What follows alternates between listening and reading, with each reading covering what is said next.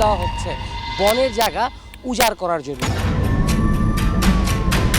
সব বনের জায়গা আমরা এই দেশের স্থানীয় বাপ দাদার জন্মস্থান এটাই, কিন্তু আমাকে আর কিছু নাই। রিসোর্ট হওয়ার সময় স্থানীয় লোকজনের জমি দখল করছে কিছু।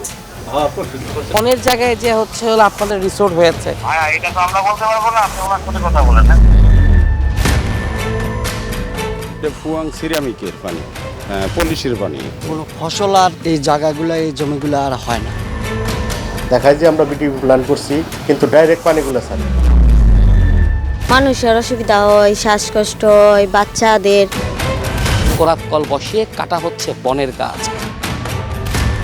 লাকড়ি এর সামনে থেকে এগিলান ভাই আমার নাম ভাই, গাড়ির ড্রাইভার আমি ভাই, লোড দিয়ে দিয়েছি, আমি মাল নিয়ে এসেছি। বনের ভক্ষক প্রথম পর্ব দেখতে চোখ রাখুন 10 এপ্রিল শুক্রবার রাত 10টায় শুধুমাত্র দেশ টিভির পর্দায়।